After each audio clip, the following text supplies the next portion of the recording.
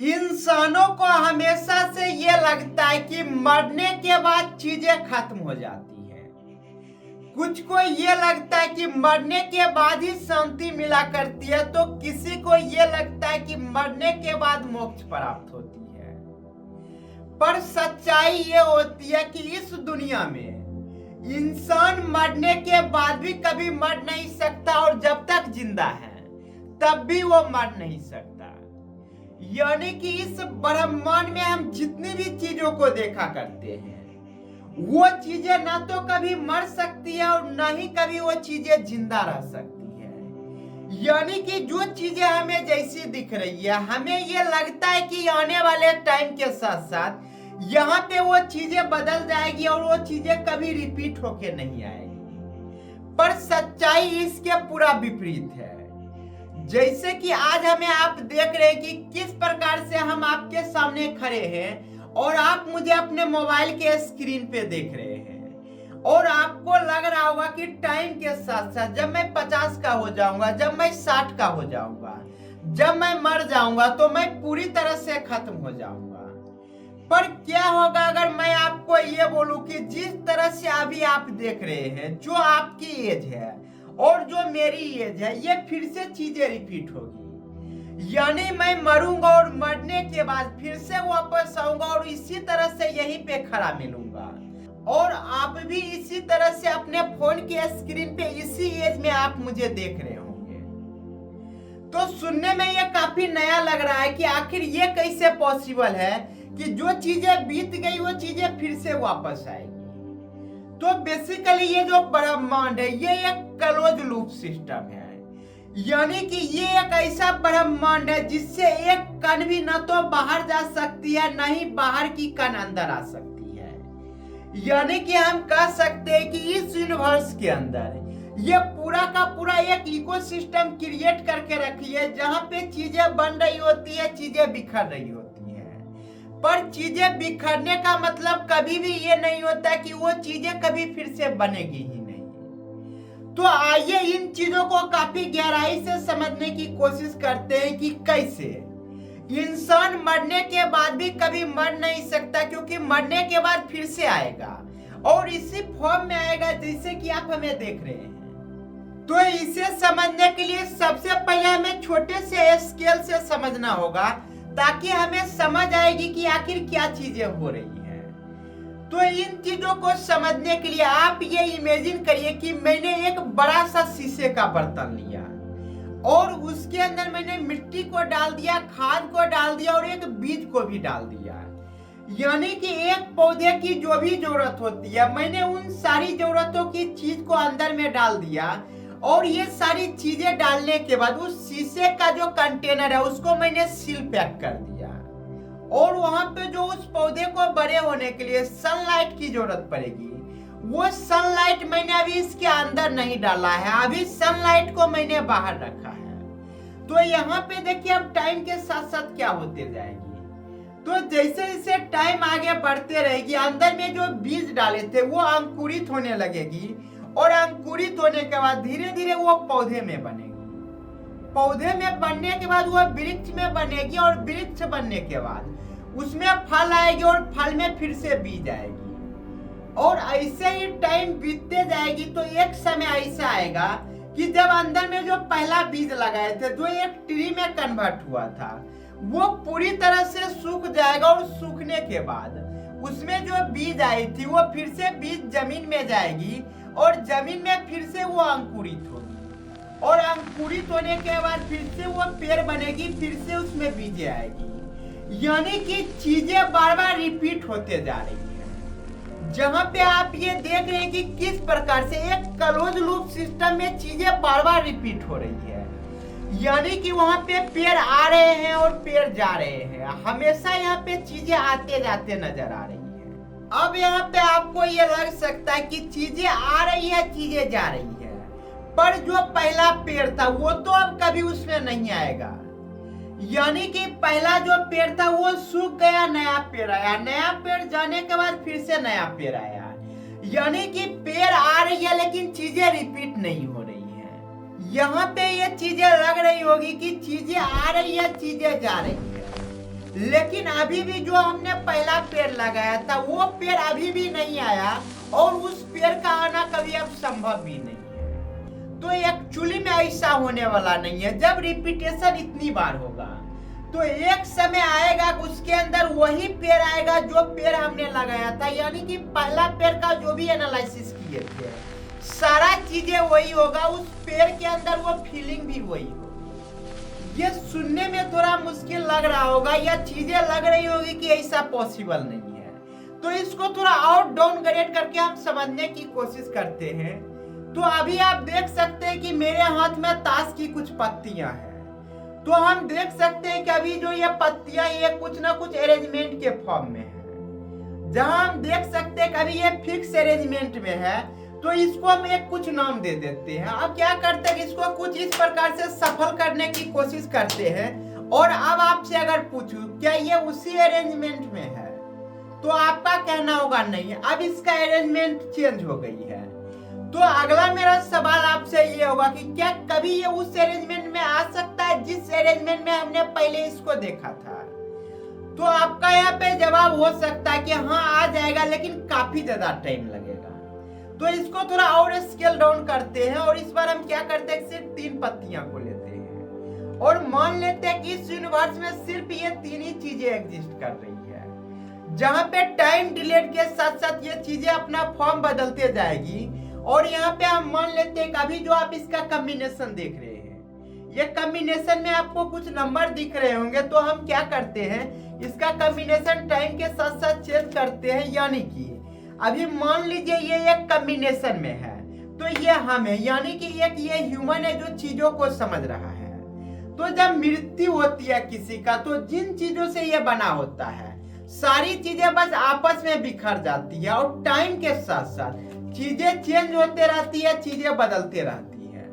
पर एक समय ऐसा आएगा कि ये जो चीजें बदलते हुए हम देख रहे हैं ये बदल बदल के इतनी बार बदल जाएगा कि ये फिर से उसी अरेंजमेंट में आ जाएगा जिस अरेंजमेंट में हम देखा करते हैं। यानी कि यहाँ पे हो क्या रहा है, जब हमने ताश की 3 पत्तियां को लिया तब हम ये देखे कि काफी कम टाइम में वो रिपीटेशन हो रही है, लेकिन जब हमने 52 पत्तियां को ले लिया तब हम देखते हैं कि इसकी जो रिपीटेशन की बात है इसमें काफी ज्यादा टाइम लग रही है।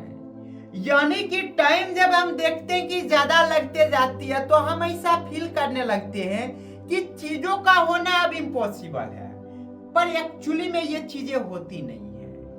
यानी कि ब्रह्मांड के सामने टाइम का जो लिमिट होती है वो लिमिटलेस होती है।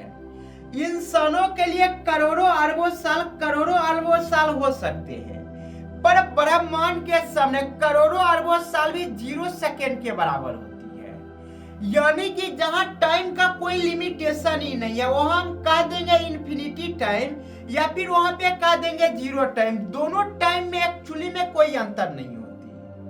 यानी कि ये जो हम ब्रह्मांड में देखा करते हैं कितनी चीजें हो रही है, इतनी चीजें बन रही है, इतनी चीजें बिखर रही है, तो एक्चुअली में हो ये रही है कि चीजें बन रही है, चीजें बिखर रही है। लेकिन एक समय ऐसा आएगा कि जब इसका कॉम्बिनेशन बिल्कुल उसी तरह से हो जाएगा जिस समय से कॉम्बिनेशन अभी एग्जैक्ट ऐसा है। यानी कि टाइम के साथ साथ चीजें बदलेगी, चीजें बिगड़ेगी, लेकिन इसका मतलब ये नहीं होगा कि वो चीजें फिर से रिपीट नहीं होगी।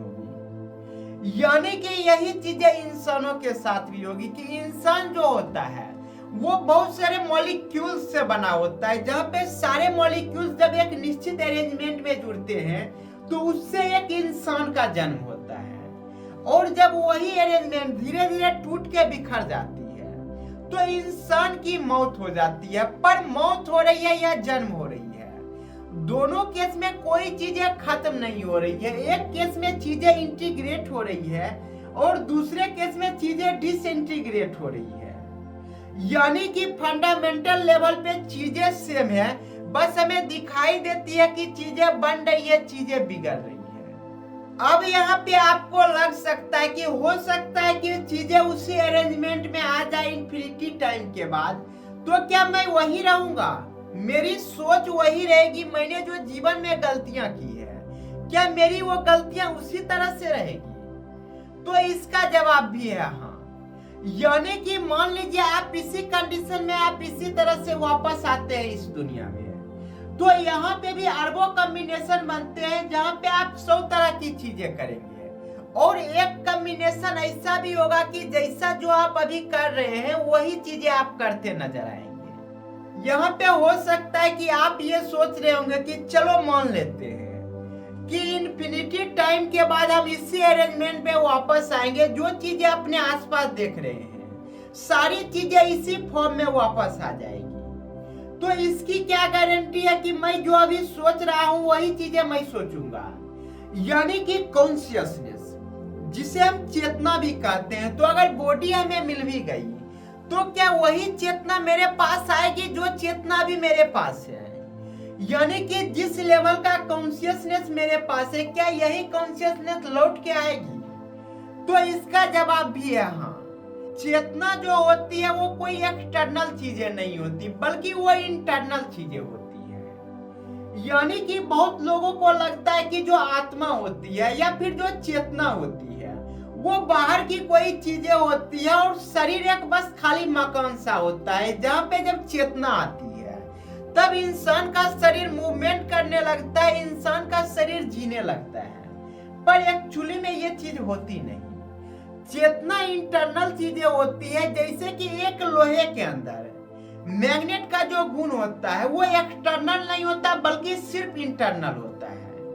यानी कि लोहे के अंदर जो मॉलिक्यूल्स का ओरिएंटेशन होती है अगर वो एक निश्चित शेप में आ जाती है तो वो शो करने लगती है कि उसके अंदर मैग्नेटिक प्रॉपर्टी है, जिसे हम लाने के लिए बहुत बार ये करते हैं कि एक लोहे के पास जब किसी चुंबक को लाते हैं तो हम देखते हैं कि लोहे के अंदर जो इरेगुलर कंडीशन में हर एक चीजें बिखरी हुई थी उन चीजों का बिखराव को सिर्फ एक डायरेक्शन दे देते हैं जहाँ पे चुंबक डायरेक्शन देने का काम करती है। तो हम देखते हैं कि लोहे का वो टुकड़ा भी मैग्नेट की तरह शो करने लगता है, यानी कि मैग्नेट की तरह बिहेव करने लगता है वो जो लोहे का टुकड़ा होता है। तो यहाँ पे जो मैग्नेटिक गुण आ रही है वो एक्सटर्नल नहीं आ रही है बल्कि उसके इंटरनल में पहले से ही है। इसे कुछ आसान भाषा में समझने के लिए हम इस प्रकार से समझ सकते हैं कि मान लीजिए आपका जो दिमाग है वो इस 52 पत्ती की तरह है। तो ये जो आप देख रहे हैं अगर इस अरेंजमेंट में अभी आपका दिमाग है तो अभी आप जो सोच रहे हैं जो चीजें कर रहे हैं उसका ये एक कॉम्बिनेशन है। यानी कि आप देख सकते हैं आपका दिमाग का ये कॉम्बिनेशन है जहां पे इस कॉम्बिनेशन की वजह से आपको लग रहा है कि अभी जो मैं हूं वो मैं ही हूं, लेकिन इस कॉम्बिनेशन को जब बदल देते हैं तो आपको यहाँ पे लग सकता है कि अब चीजें वही है लेकिन अब मैं वो चीजें नहीं हूं क्योंकि मेरी चीजें बदल गई है। इस कॉम्बिनेशन से जो चेतना आएगी वो डिफरेंट लेवल की आएगी, डिफरेंट आएगी। पर क्या होगा जब टाइम के साथ साथ इसको इस प्रकार से सफल करते रहेंगे तो एक समय ऐसा आएगा कि ये उसी अरेंजमेंट में आएगा जिस अरेंजमेंट में अभी आप देखे थे। तो एक समय के बाद ये उसी अरेंजमेंट में आएगा जिस अरेंजमेंट में आपका दिमाग था। यानी कि आप अभी इसलिए समझ पा रहे हैं इस 52 पत्तियों को देख के कि ह्यूमन का जो लिमिट होता है वो कम नंबर में आसानी से समझ जाता है, लेकिन जब इसका लेवल बढ़ जाती है यानी कि इन्फिनिटी की ओर चली जाती है तब इंसान को समझ नहीं आता कि एक्चुअली में ये चीजें हो क्या रही है। और जब चीजें समझ नहीं आ रही होती है तो ऐसा लगता है कि ये चीजें इम्पॉसिबल है, पर एक्चुअली में ये चीज होता नहीं है। इवन कि इंसान का दिमाग ये तक नहीं समझ सकता कि अगर दो घटना के बीच टाइम डिलेड खत्म हो जाए तो वो चीजें क्या रहेगी। तो चलिए इसे समझने की कोशिश करते हैं कि मान लीजिए जो जीवन होती है और जो मृत्यु होती है अगर दोनों एक समय पे होने लगे तो वहां पे क्या चीजें होगी। यानी कि जब किसी बच्चे का जन्म हो रहा होता है तो उस बच्चे का जन्म और उस बच्चे का मृत्यु दोनों अगर एक समय पे हो जाए तो वहां पे क्या चीजें हो रही होगी। तो सिंपल सुनने में ये लगता है कि वहां पे एक डेड बॉडी होगी जहां पे जिस समय उसका जन्म हुआ उसी समय उसकी मृत्यु हो गई। पर ये चीजें भी गलत है। डेड बॉडी का ये मतलब होता है कि पहले कोई चीज जिंदा था बाद में वो मर गया, यानी कि अभी जीवन और मृत्यु दोनों एक साथ हो ही नहीं रही है। तो वहां पे क्या चीजें होगी। तो एक्चुअली में इंसानों के लिए इन चीजों को इमेजिनेशन करना पॉसिबल नहीं है। हम ये भी नहीं कर सकते वहां पे कोई चीज नहीं होगी, क्योंकि जब कहते हैं कि कोई चीज नहीं होगी तो ये भी एक डेफिनेशन बन जाती है, और डेफिनेशन बनने के बाद वो एक चीजें एग्जिस्टेंस में आ जाती है। पर जो चीजें एग्जिस्टेंस में आई ही नहीं कभी, उन चीजों को कैसे हम बता सकते हैं कि वो चीजें क्या होती है। जिंदगी और मौत इंसानों को इसलिए थोड़ा समझ आती है कि जिंदगी और मौत के दौरान एक टाइम डिलेड होती है, यानी कि जिंदगी सिर्फ एक टाइम ग्लिच की वजह से होती है, जहां पे जीवन और मृत्यु के बीच टाइम का स्लो मोशन ग्लिच होती है, जिसकी वजह से लोगों को लगता है कि जिंदगी एग्जिस्ट करती है। एक्चुअली में अगर इस टाइम ग्लिच को खत्म कर दे, टाइम ग्लिच को पूरी तरह से हटा दे, यानी कि उसको सडनली हटा दे, यानी कि जीवन और मृत्यु एक समय पे हो रही होगी, तो चीजें क्या हो रही होगी ये चीजें किसी को समझ ही नहीं आ सकती। इवन कि अगर आप सोच रहे होंगे कि चीजें न्यूट्रल हो जाएगी, तो ये भी चीजें एग्जिस्ट नहीं करती। न्यूट्रल होने का मतलब होता है कि किसी एक पॉइंट से चीजों को करना शुरू किए हैं और फिर उस चीज पे रिटर्न आएंगे, तब जाके वो पॉइंट जो होती है वो न्यूट्रल कहलाती है। यानी कि किसी का जन्म हो गया और जन्म के बाद अगर मृत्यु होती है तो वो फिर न्यूट्रल होता है, क्योंकि वो रिटर्न आया है। पर जिस चीजों की शुरुआत ही नहीं हुई, वो चीजें कैसे न्यूट्रल में आ सकती है? यानी कि चीजें जब शुरू हुई और उसी समय चीजें खत्म हो गई, तो यहाँ पे चीजें में हुआ क्या, इसे समझना बहुत ही ज्यादा मुश्किल होती है, क्योंकि इस दो घटना के बीच टाइम का ड्यूरेशन ही जीरो है, और जब टाइम का ड्यूरेशन जीरो होता है तो वहां पे जो चीजें हो रही है या जो चीजें नहीं हो रही है वो अनडिफाइंड चीजें हैं। तो अब हम वापस आते हैं अपने उस पॉइंट पे कि कैसे इंसान मरने के बाद भी कभी मर नहीं सकता। जब इंसान मर रहा होता तो उसके साथ बस ये हो रहा होता है कि उसका शरीर जिस जिस अणु से बना है सारा अणु डिसइंटीग्रेट हो जाती है, यानी कि हर एक पार्टिकल बॉडी से जब अलग हो जाती है, पार्टिकल आपस में टूट टूट के बिखर जाते हैं, तब जो चेतना होती है हर एक पार्टिकल्स के साथ वो बिखर जाती है। यानी कि हर एक पार्टिकल्स में थोड़ी थोड़ी अमाउंट में चेतना भी होती है, और जब वही पार्टिकल्स आपस में जुड़ती है तो उस जुड़ने के दौरान जब सारे एटम्स आपस में मिला करते हैं और एटम्स के मिलने की वजह से उसके अंदर जो छोटे छोटे लेवल पे चेतना होती है, जब वो सारे चेतना मिलके एक हो जाती है, तब जाके लगता है कि अभी जो हम हैं वो हम हैं। यानी कि हमें अगर लग रहा है कि चेतना एक्सटर्नल चीजें हैं, तो ये कोई एक्सटर्नल चीजें नहीं है, बल्कि बहुत सारे पार्टिकल्स का जो मिला हुआ है, यानी कि बहुत सारे एटम्स मिलके जो हमारा ये बॉडी स्ट्रक्चर तैयार हुआ है, उसके अंदर जो छोटे छोटे लेवल पे चेतना है, वो चेतना जब एक प्रॉपर अरेंजमेंट के फॉर्म में आती है, तब जाके हमें लगता है कि ये मैं हूं। और हमें अभी इसलिए लगता है कि अगर ये चीजें बिखर जाएगी तो इसके मिलने की चांस नहीं के बराबर है। यानी कि हम देख सकते हैं कि ये धरती कितना बड़ा है, इसके कंपैरिजन में ये सोलर सिस्टम कितना बड़ा है, और सोलर सिस्टम के कंपैरिजन में ये गैलेक्सी कितना बड़ा है, और गैलेक्सी के कंपैरिजन में ये ब्रह्मांड कितना बड़ा है।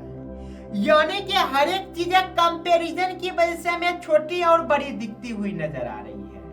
जहां ह्यूमंस के लेवल पे ये लगता है कि ये इम्पॉसिबल है कि अगर एक बार मैं मर गया तो फिर से मैं इसी फॉर्म में वापस नहीं आ पाऊंगा, पर ब्रह्मांड के सामने जहां पे टाइम का कोई लिमिटेशन नहीं होता, उसके सामने अरबों साल भी जीरो समय के बराबर होता है, क्योंकि वो चीजें एक पल में ही हो जा रही हैं। इंसानों के लिए 60-70 साल बहुत ज्यादा चीजें होती होगी, पृथ्वी के लिए हजारों साल एक साल के समान होती होगी, एक सेकेंड के समान होती होगी, लेकिन यूनिवर्स के सामने जो पूरा का पूरा एक क्लोज सिस्टम है, उसके सामने मायने ही नहीं रखता कि कितनी टाइम लगेगी।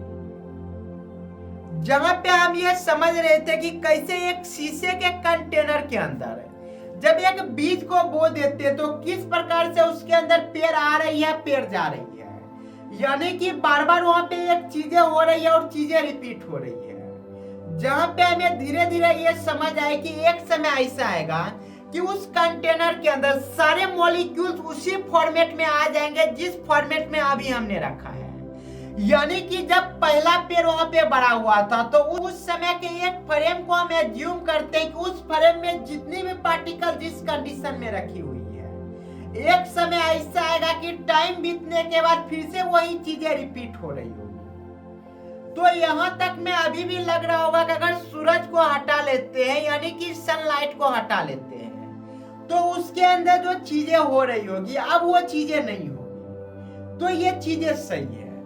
लेकिन अब आप इमेजिन करिए कि वो जो क्लोज लूप सिस्टम बनाए थे, जहां एक शीशे के कंटेनर के अंदर सारी चीजों को रखे थे, वहीं पे अब आप इमेजिन करिए कि उसके अंदर एक छोटा सा सन को रखते हैं, यानी कि सूर्य को रखते हैं, जो सफिशिएंट है उस इकोसिस्टम को चलाने के लिए। तो अब यहाँ पे होगा क्या कि टाइम के साथ साथ हजारों साल के बाद इसके अंदर जो वो सूर्य है उसकी प्रकाश कमने लगेगी, धीरे धीरे वो खत्म होकर सिर्फ वो एक काला स्टोन बन के रह जाएगी, और उसके बाद उसके अंदर जो चीजें हो रही थी वो चीजें होना बंद हो जाएगी। लेकिन अभी भी आप यहाँ पे देख सकते हैं कि इसके अंदर से न तो कोई मॉलिक्यूल्स बाहर आई है और न ही कोई बाहर की मॉलिक्यूल्स अंदर गई है।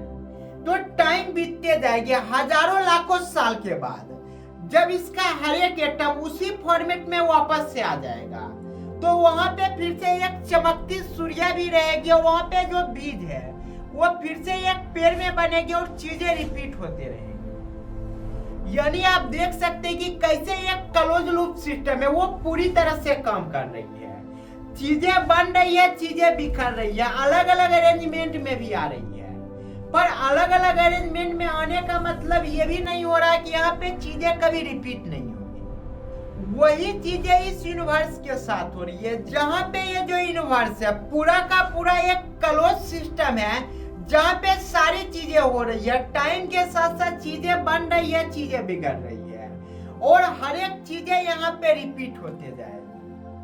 इवन कि अगर किसी को लगता है कि मरने के बाद दर्द खत्म हो जाएगी, किसी भी चीजों की टेंशन नहीं रहेगी, तो ऐसा होने वाला नहीं है, क्योंकि हम जो बने हुए हैं एक एक मॉलिक्यूल से बने हुए हैं, और एक एक जो मॉलिक्यूल्स होती है उसके अंदर कुछ ना कुछ अमाउंट में चेतना होती है, और जब ये मॉलिक्यूल्स फिर से किसी के पास जाएगी, यानी कि यहाँ पे हम ये मान लेते हैं कि मरने के बाद जब हमें जलाया जाएगा, तो जलाने के बाद होगा क्या कि हमारा जो शरीर है वो अब राख में बदल जाएगा। जहाँ पे हमारे शरीर का कुछ कण हवा में मिल जाएगा, तो कुछ कण मिट्टी में मिल जाएगा, कुछ कण पानी में मिल जाएगा, और कुछ कण ऐसे ही बिखर के रह जाएगा। यानी कि चीजें बिखर सी गई होगी, लेकिन हम जिस कण से बने हुए हैं, जिस कण को पानी में मिला दिया गया, वो कण को जब कोई पिएगा तो उसके शरीर में फिर से हम आ जाएंगे। यानी कि हमारे अंदर जो कार्बन के मॉलिक्यूल्स है, जो नाइट्रोजन के मॉलिक्यूल्स है, अलग अलग चीजों के जो मॉलिक्यूल्स है, जब वो किसी इंसान के अंदर जाएंगे, जब जमीन में जाएंगे, वहां पे किसी पेड़ को जरूरत होगी मेरे उस मॉलिक्यूल्स को, जब वो उस मॉलिक्यूल्स को कंज्यूम करेगा, तो फिर से वो जो चेतना है उस पेड़ के रूप में हम वापस आ जाएंगे, और वहां पे उस पेड़ में भी हमें वो दर्द को सहना होगा, उस जीवन को जीना होगा। और यहाँ पे ये चीजें इम्पॉसिबल लग सकती है कि मेरा जो एक कण है वो किसी इंसान में चला गया, दूसरा कण किसी पेड़ में चला गया, तीसरा कण मिट्टी में चला गया, तो चौथा कण हवा में चला गया।